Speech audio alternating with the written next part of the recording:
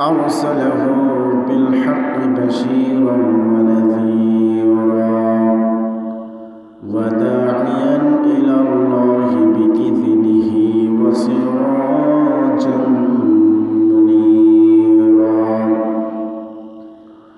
أما بعد فقد قال الله سبحانه وتعالى في كلامه المجيد والفرقانه الحميد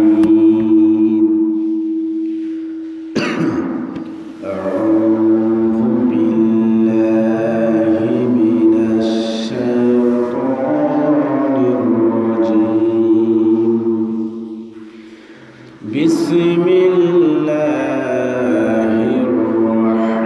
الرحمن الرحيم والذين هم لأماناتهم وعهدهم راعون وقال النبي صلى الله عليه وسلم إذا ضجعت الساعة فانتظر الساعة إذا ضجعت الأمانة فانتظر الساعة قال كيف إضاعتها يا رسول الله قال إذا أسند الأمر إلى غير أهله فانتظر الساعة أو كما قال عليه الصلاة والسلام وقال الله سبحانه وتعالى في شان حبيبه عامرا وخبرا إن الله وملائكته يصلون على النبي يا أيها الذين آمنوا صلوا عليه وسلموا تسليما اللهم صل على سيدنا ونبينا وحبيبنا ومولانا محمد صلى الله عليه وعلى آله وأصحابه وبارك وسلم بلغ العلا بكماله كشف الدجى بجماله حسنت جميع خصاله صلى الله عليه فاض النبيين في خلق وفي خلق ولم يدانوه في علم ولا كرم بلغ العلا كشف الدجى بجماله حسنت جميع خصاله صلوا عليه وآله الحمد لله ثم الحمد لله শুকরিয়া গুজার করে নিচ্ছি সেই মুনিবের দরবারে যে মুনিব আমাদেরকে দুনিয়াবী হাজত থেকে মুক্ত করে ইবাদত করার মন মানসিকতা তার ঘর মসজিদে আসার মতো যোগ্যতা শক্তি সামর্থ্যতা দান করেছে তার দেওয়া জবান দিয়ে তার রাসূলের প্রতি দুরূদ পেশ করার তৌফিকতা আমাদেরকে দিয়েছে সেজন্য আমরা সেই মুনিবের দরবারে সেই মুনিবের শিখানো ভাষা মুনিবের দেওয়া জবান দিয়ে মুনিবের শুকরিয়া আদায় করছি পড়ি আলহামদুলিল্লাহ দুরূদ ও সালাম পেশ করছি বিশ্ব মানবতার চিরমহান কল্যাণের নায়ক যার আগমনে বিশ্ববাসী পেল সুপথের সন্ধান যিনি আজীবন করেছেন কল্যাণের দিকে আহ্বান সেই রাসূলুল্লাহর উপরে পড়ছি সাল্লাল্লাহু আলাইহি ওয়াসাল্লাম।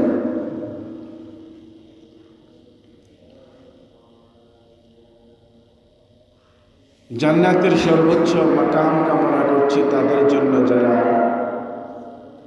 বিভিন্ন সময়ে বিভিন্ন যুগে দ্বীনের জন্য, ইসলামের জন্য ঈমানের জজবা পেশ করে যারা শহীদ হয়েছেন, আল্লাহ তাআলা যেন তাদেরকে জান্নাতের মেহমান হিসেবে কবুল করে বলি আমিন। সম্মানিত হাজিরিন, আমি কালাম হাকিম থেকে একখানা আয়াত, রাসূলুল্লাহর অসংখ্য হাদিস থেকে একটি হাদিস তেলাওয়াত করেছি। যে আয়াত এবং হাদিসটুকুন পড়েছি, সে আয়াত এবং হাদিসের আলোকে আজকের আলোচ্য বিষয় আমানত।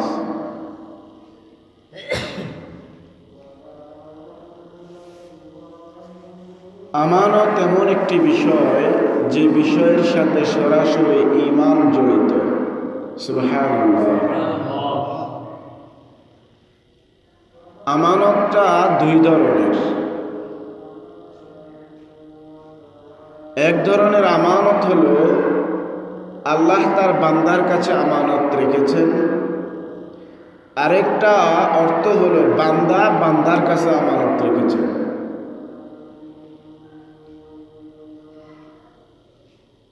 বান্দা বান্দার কাছে যে আমানত রাখা হয় সেটার যেমন তসরুফ করা যাবে না, তেমনি ভাবে আল্লাহ তাআলা বান্দার কাছে যে আমানত রেখেছেন সে আমানতেরও তসরুফ করা যাবে না।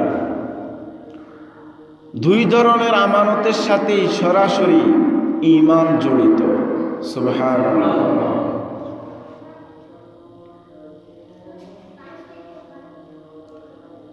আল্লাহ তাআলা কোরআনের মধ্যে সুন্দরভাবে বলে দিলেন, ঈমানদার হলো তারা ওয়াল্লাযীনা হুম বিআমানাতিহিম ওয়া আহদিহিম রাউন, যারা তাদের আমানত এবং ওয়াদাকে হেফাজত করে, রক্ষা করে, ওরাই হলো ঈমানদার। সুবহানাল্লাহ।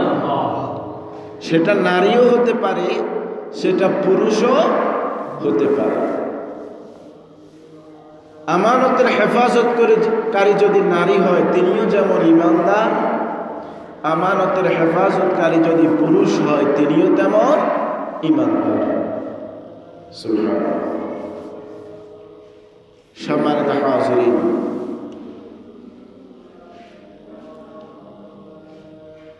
এই আমানতটা বিভিন্নভাবে হতে পারে। আমানতের ধরন বিভিন্ন রকমের হয়ে থাকে। যেমন কারো কাছে কারো টাকা পয়সা আমানত রাখা, বান্দা হিসাবে বান্দার আরেক বান্দার নিকট কি টাকা পয়সা আমানত রাখা, এটাও একটা আমানত। একজন বান্দা হিসেবে আপনার যাবতীয় কাগজপত্র দলিলাদি আরেক বান্দার কাছে আপনি আমানত রেখেছেন, হেফাজত রেখেছেন, এটাও একটা আমানত। আপনার একটা মনের ভিতরে লুকিয়ে থাকা কোনো একটা কথা আপনি আপনার প্রতিবেশী কোনো এক মুসলমান ভাইয়ের নিকট বলেছেন, ওই ব্যক্তির জন্য আপনার এই কথাটাও একটা আমানত। সুবহানাল্লাহ বলেন।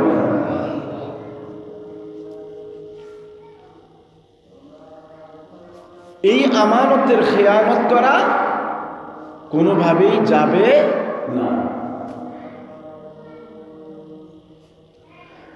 আমার মা বোনদের একটা দোষ আছে। মা বোনদের দোষ হলো, কেউ যদি কোনো কথা তাদের কাছে বলে এটা তারা গোপন রাখতে পারে না। এটা কিন্তু আমানতের খেয়ানত। কথার আমানতের খেয়ানত সবচেয়ে বেশি করে মহিলারা। কথা আপনি যে একটা কথা আপনার কারো কোনো একজন মহিলার কাছে বলেছেন, এই কথাটা যে আমানত, এটার খেয়ানতটা সবচেয়ে বেশি করে মহিলারা। যখন পারিবারিকভাবে অথবা আপনার সাথে একটু ঝগড়া হবে, তখনই আপনার ওই যে গোপন কথা সেটা তিনি প্রকাশ করে দেন, খেয়ানত করে ফেলেন। আছে না? এটা কিন্তু জাহান্নামে যাওয়ার জন্য একটা লক্ষ্য। নাউজুবিল্লাহ বলেন। আমি আমার মা বোনদেরকে বলব, যেমন আপনি একটা কথা যদি আপনার কোনো মহিলাকে গিয়ে বলেন, এই যে আমি এই কথাটা তোমার কাছে বললাম, তুমি কারো কাছে বলিও না। অমুক বাড়ির তমুক আব্দুল হাকিমের ছেলে আব্দুর রব এরকম একটা কাজ করছে, এটা তোর কাছে কইছে, তুই আর কারো কাছে বলিস না। এই মহিলা আপনার কাছ থেকে উঠে যাই আরেক বাড়িতে যাবে, গিয়ে বলবে, এই শুনো, আসলে আমার কথাটা কারো কাছে বলতে নিষেধ করছে, তো আমি কিন্তু তোমার কাছে বলিও, তুমি কিন্তু কারো কাছে বলিও না, এই বলে দিল আর কি। এবং যাকে তিনি ওয়াদা করাইছে কারো কাছে বলিও না, তিনিও এখান থেকে উঠে যাইয়া পাশের করে, এই শুনছ অমুক বাড়ির তমুক আমাকে একটা কথা বলছে কারো কাছে বলা নিষেধ, আমি কিন্তু তোমার কাছে বলি, তুমি কিন্তু কারো কাছে বলিও না। এই বাড়ি থেকে সেই বাড়ি, সেই বাড়ি থেকে পুরো গ্রাম থেকে পুরো ইউনিয়ন হয়ে যায়। আপনি বললেন এক মহিলার কাছে, এক মহিলা থেকে এটা সব মহিলার কানে কানে পৌঁছে যায়, কিন্তু যেই বলে তার লোক বলে এটা তুমি কিন্তু কারো কাছে বলিও না। ঠিক কিনা কথা বল? এই যে আপনি হযরত আলী রাদিয়াল্লাহু তাআলা আনহু বললেন, আপনি যখন কোনো কথা, এই জন্য আলী রাদিয়াল্লাহু তাআলার উপদেশ হলো, ওসিয়ত হলো, আপনার যত গোপন কথাই হোক কারো কাছে প্রকাশ করিও না। কথা যতক্ষণ আপনার কাছে, গোপনীয়তা যখন আপনার কাছে, কথা আপনার কাছে বন্দী, আপনার গোপনীয়তা আপনার কাছে বন্দী। আপনি যখন আপনার গোপন কথা কারো কাছে বলে দিলেন, তখন আপনি তার কাছে বন্দী হয়ে যান। ঠিক কিনা কথা বলেন? আমার কোনো গোপন কথা যখন আমি বলবো না, ততক্ষণ পর্যন্ত কথাটা আমার কাছে কি বন্দী। কিন্তু আমি যখন আমার কোনো গোপন কথা, কষ্টের কথা অন্যের কাছে বলে দেব, তখন আমি তার কাছে বন্দী হয়ে যাই। কারণ চিন্তা থাকে, না জানি আমার কথাটা সে কারো কাছে বলে যায় কিনা। ঠিক কিনা কথা বলে? এই জন্য একটা জিনিস সবসময় স্মরণে রাখবেন, টাকা পয়সা কারো কাছে আমানত রেখেছেন, সম্পর্ক নষ্ট হবে না, কম নষ্ট হবে। আপনার দলিল কাগজপত্র জায়গা জমি কারো কাছে আমানত রেখেছেন, সম্পর্ক কম নষ্ট হবে। কিন্তু কথা যদি কারো কাছে আমানত রাখেন, আপনার সম্পর্ক বেশি নষ্ট হবে। ঠিক কিনা কথা বলে? অথচ আল্লাহর নবী বললেন, আয়াতুল মুনাফিকিনা সালাসা, মুনাফিকের আলামত হলো তিনটা। মুনাফিকের আলামত কয়টা? ওয়াইদা আহাদা গাদারা, ওয়াইদা খাসামা ফাজারা, ওয়াইদা তুমিনা খানা। আল্লাহ রাসূল বললেন, মুনাফিকের আলামত হলো তিনটা। এক নম্বরে, ওয়াদা করলে, চুক্তি করলে সেটা ভঙ্গ করে। যার ভিতরে ওয়াদা করার পর ভঙ্গ করা অভ্যাস থাকবে, বুঝবা যে তার ভিতরে মুনাফিকের লক্ষণ আছে। নাউজুবিল্লাহ বলেন। আমাদের সমাজের ভিতরে ওয়াদা করি ভঙ্গ করার মতো হয় মানুষ নাই, আছে কিনা কথা বলে? আপনার সাথে ওয়াদা করে সেটা ভঙ্গ করে না এমন মানুষ বোধ হয় নাই, আছে না নাই?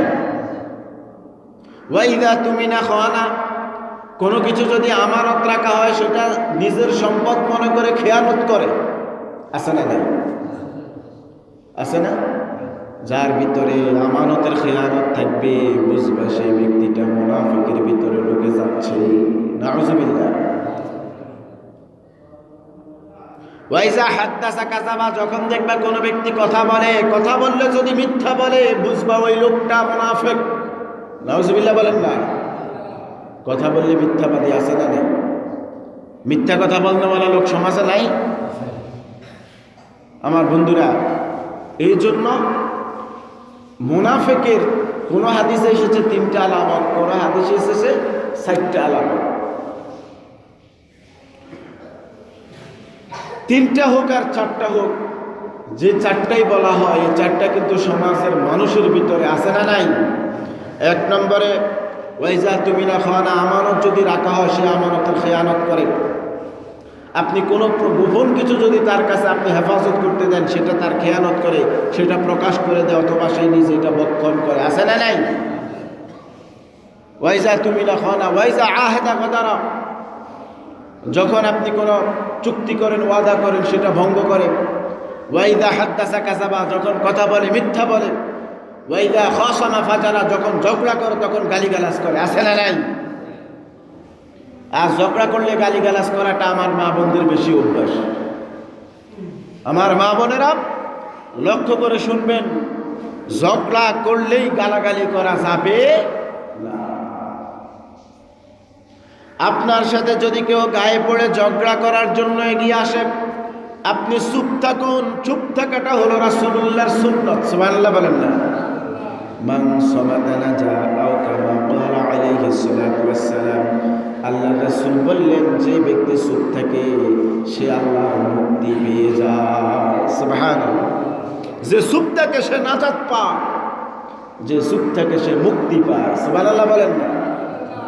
এই জন্য কোনো একজন কবি বলেছিলেন, কথা বলাটা যদি হয় রূপার মতো, কথা বলা যদি হয় রূপার মতো, চুপ করে থাকাটা হলো হীরার মতো। সুবহানাল্লাহ বলেন না? আপনার কথা বলাটা যদি আপনার কাছে রূপার মতো মনে হয়, যে কথা বললে বোধ হয় রূপা ঝরে, একজন কবি বললেন তাহলে চুপ করে থাকো। চুপ করে থাকাটা হীরার চেয়েও মূল্যবান।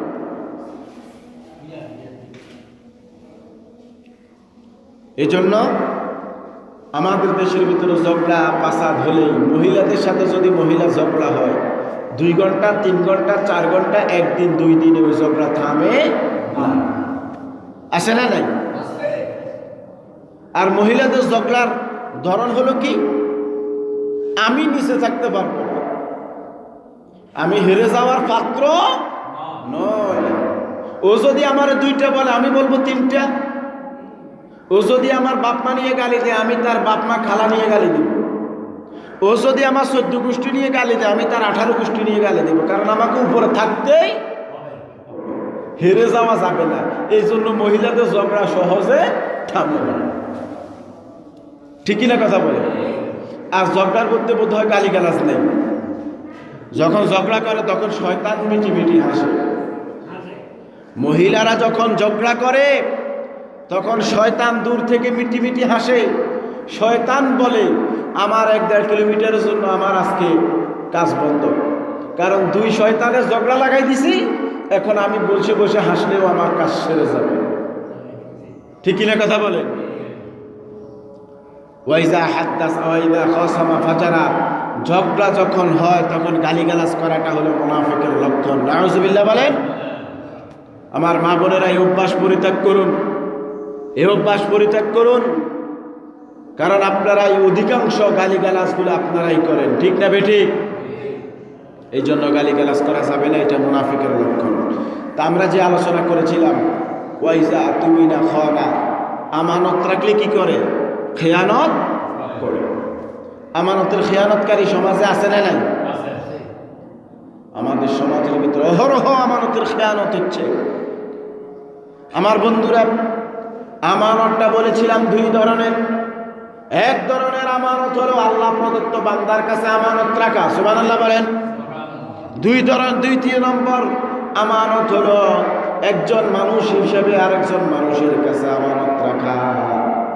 আপনি যদি একজন মানুষ হিসেবে আরেকজন মানুষের আমানতের খেয়ানত করেন, এটা যেমন আল্লাহ ক্ষমা করবে না, তদ্রূপ যদি আপনি আল্লাহ প্রদত্ত আমানতের খেয়ানত করেন সেটাও আল্লাহ আপনাকে ক্ষমা করবে না। 2 ধরনের আমানতের খেয়ানতের জন্যই আপনাকে জাহান্নামের আগুনের মধ্যে চলতে হবে। আর এটা হলো মুনাফিকের লক্ষণ। আর মুনাফিকের শাস্তির ব্যাপারে আল্লাহ কোরআনের মধ্যে বললেন, ইন্নাল মুনাফিকিনা ফিদ দারকিল আসফালি মিনান নার।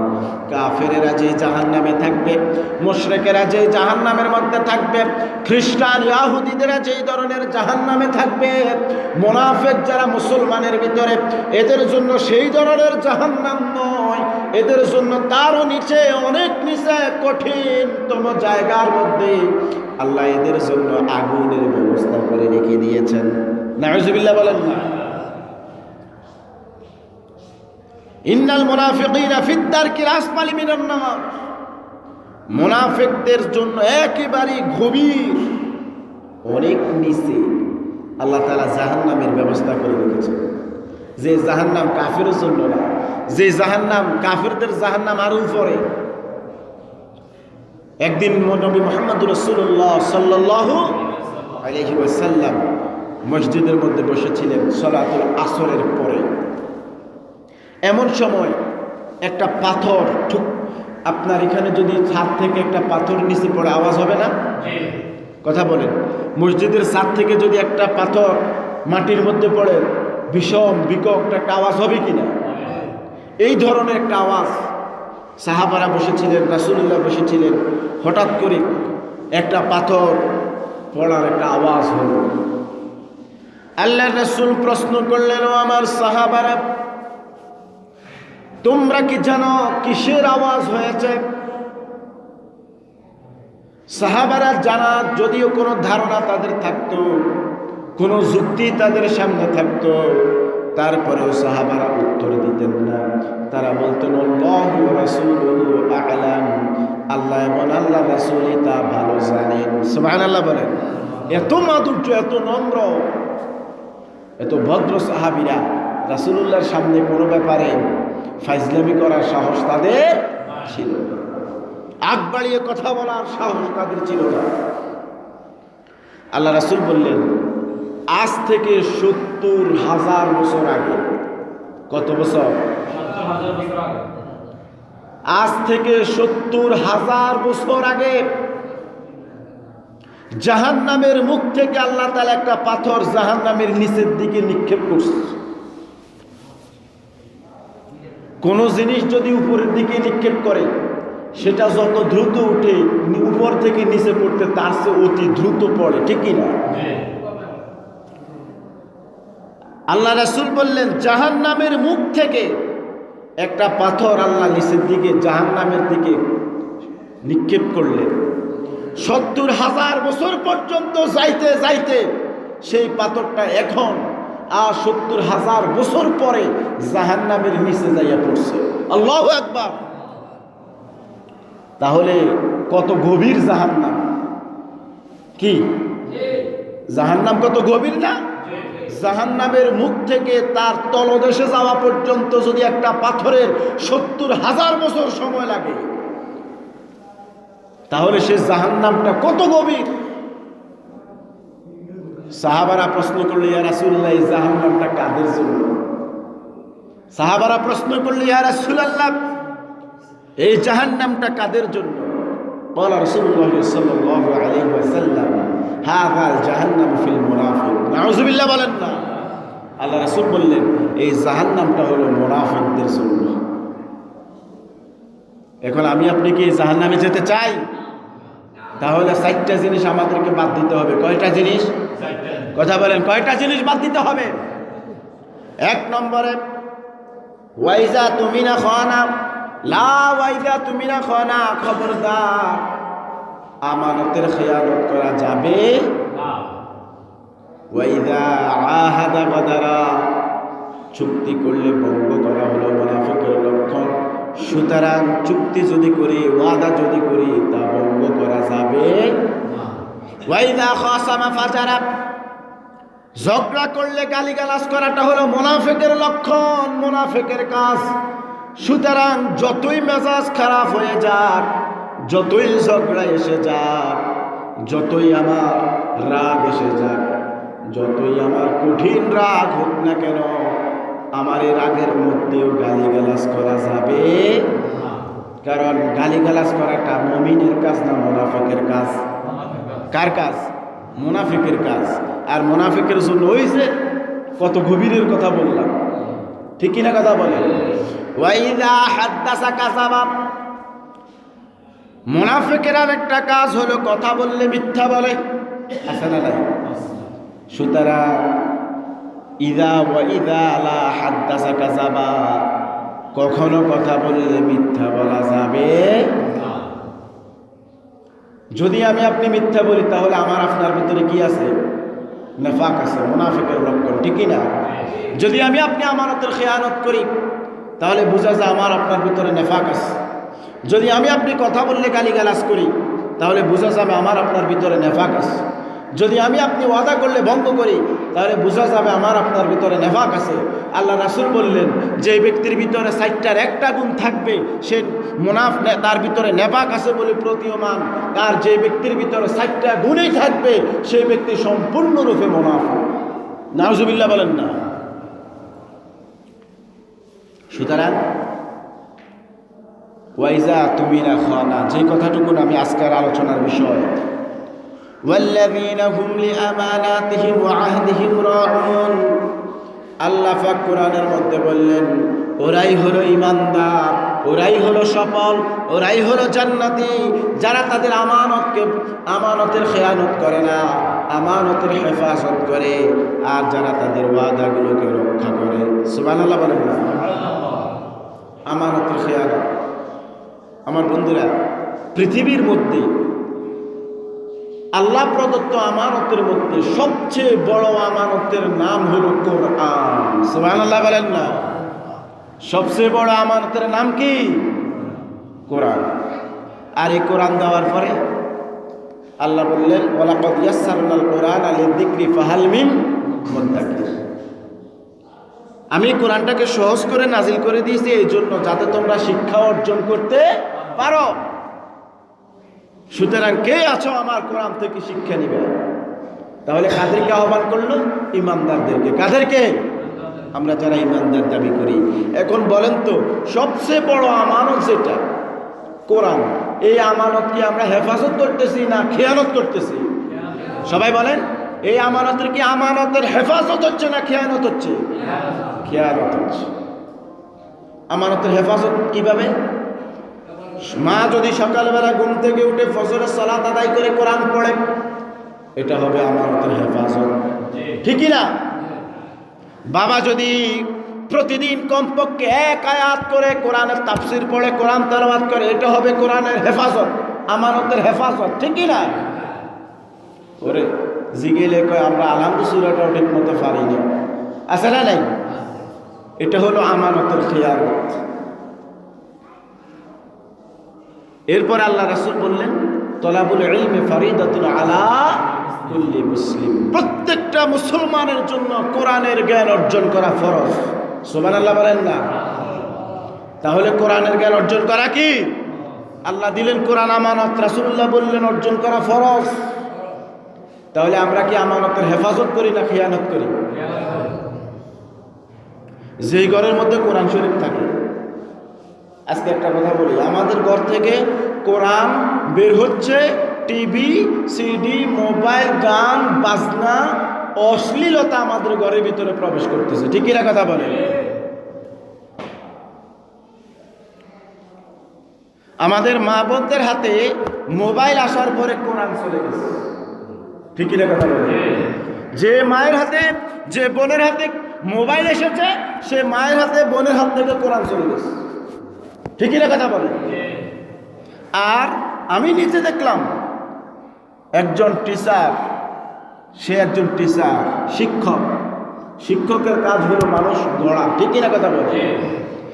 এখন সে মহিলার মোবাইলের মধ্যে যদি সেই বাচ্চাকে গান শোনায়, গান শোনানো ভালো কাজ না খারাপ কাজ? সবাই বলে না? আমি আপনি এখন যাই, যে ঘরে যাব, যেখানেই যাব, গানের আওয়াজ কানে আসে না? কথা বলেন, গানের আওয়াজ কানে আসে কিনা? এমন কোন ঘর নাই যে ঘর থেকে আজকাল গানের আওয়াজ আসে না, আছে? আমাদের আল্লামা বলেছিলেন, এমন একটা সময় আসবে যখন প্রত্যেকটা ঘর থেকে, মুসলমানের ঘর থেকে হিন্দুদের উলুধ্বনি বের হবে। হিন্দুরা উলুধ্বনি দেয় না? কথা বলে, হিন্দুরা উলুধ্বনি দেয় কিনা? বিয়ের সময়, পূজার সময় ঠোঁট লাড়াইয়া কিভাবে একটা উলুধ্বনি দেয় না? এখন মুসলমানের ঘর থেকে বোধহয় এটা আসে না। কিভাবে আসে বলবেন হুজুর? কিভাবে? কোনো মুসলমান তো দেয় না, তাহলে আসে কিভাবে? এই যে দেখেন, সলাতুল মাগরিবের সময়, এশার সময় হিন্দি সিনেমার, হিন্দি যে ইয়াগুলার নাটকগুলো আছে, ওগুলোর মধ্যে হিন্দুদের পূজা, বিয়ে, শাদী, ঘরের মধ্যে একজনকে আহ্বান করলে উলুধ্বনি দেয় কিনা? আর এই টিভির ভলিউম যখন বেড়ে যায় তখন এটা এক ঘর থেকে আরেক ঘরে শোনা যায় না? তাহলে মুসলমানের ঘর থেকে উলুধ্বনি বের হচ্ছে কিনা? আপনি দিচ্ছেন না, দেওয়ার মাধ্যম তৈরি করে দিয়েছেন, ঠিক কিনা কথা বলে? তাহলে মুসলমানের ঘরে আজকে কোরআন তেলাওয়াত শোনা যায় না। তাহলে কোরআন হলো আল্লাহ প্রদত্ত বান্দার কাছে সবচেয়ে বড় কি? আমানত। এখন এই আমানতের কি আমরা হেফাজত করতেছি না খেয়ানত করতেছি? আর আমানতের খেয়ানত যারা করে এরা কি ইমানদার না মুনাফিক? সবাই বলেন এরা ইমানদার না মুনাফিক? আমার মা বোনদেরকে আমি লক্ষ্য করে বলবো, যাদের ঘরে কোরআন নাই কোরআন ঢুকান, ঠিক কিনা কথা বলেন? যাদের ঘরে কোরআন নাই কোরআন ঢুকান। আল্লাহর কোরআন যেই ঘরের মধ্যে থাকবে ওই ঘরে আল্লাহর রহমতের বৃষ্টি বর্ষিত হতে থাকবে, সুবহানাল্লাহ বলেন। আর যেই ঘরের মধ্যে আল্লাহর কোরআন থাকবে না ওই ঘরের মধ্যে যদি আলেমও শুয়ে থাকে ওই ঘরের মধ্যে আল্লাহর গজব বর্ষিত হতে থাকবে, নাউযুবিল্লাহ বলেন। এই জন্য ঘরে কোরআন ঢুকান, এটা সবচেয়ে বড় আমানত। আপনি কিছুক্ষণ পড়েন, আপনার সন্তানকে কিছুক্ষণ পড়ানোর ব্যবস্থা করেন, ঠিক কিনা কথা বলেন? আমার বন্ধুরা, আমানতের ব্যাপারে কথা বললে শেষ হবে না। তারপর আজকে সামান্য একটু ধারণা দিয়ে দিলাম। আল্লাহ প্রদত্ত আমানতগুলো আমাদেরকে হেফাজত করার তৌফিক দান করুক, সবাই বলি আমিন। ওয়া আখিরু দাওয়ানা।